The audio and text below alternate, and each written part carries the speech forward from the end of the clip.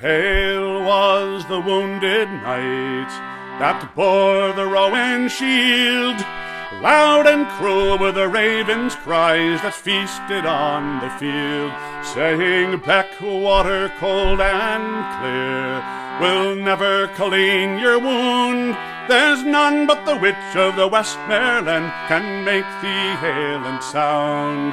So turn, turn your stallion's head, till his red mane flies in the wind, and the rider of the moon goes by, and the bright star falls behind. And clear was the paling moon when his shadow passed him by. Below the hills were the brightest stars when he heard the owlet cry, saying, "Why do ye ride this way, and wherefore came ye here? I seek the witch of the Westmoreland that dwells by the winding mere, and is weary by the Ull's water and the misty Breakfern way, till through the cleft in the Kirkstane Pass the winding water lay."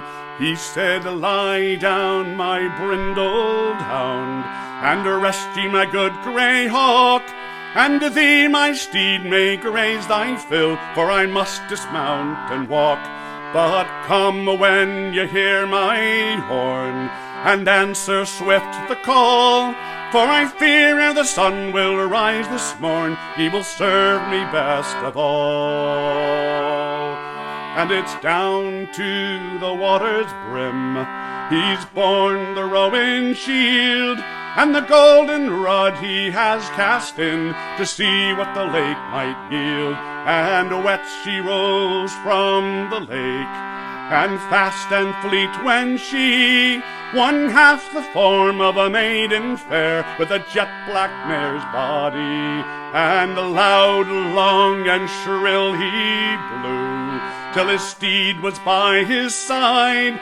High overhead the grey hawk flew, and swiftly did he ride, saying, "Course well, my brindled hound, and fetch me the jet-black mare.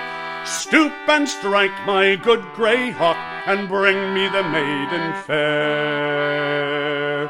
She said, "Pray sheath thy silvery sword, lay down thy rowan shield, for I see by the briny blood that flows you've been wounded in the field."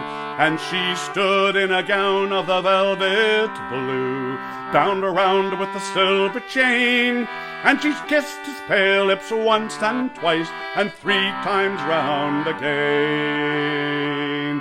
And she's bound his wounds with the golden rod, full fast in her arms he lay, and he has risen hale and sound with the sun high in the day. She said, "Ride with your brindled hound at heel, and your good grey hawk in hand.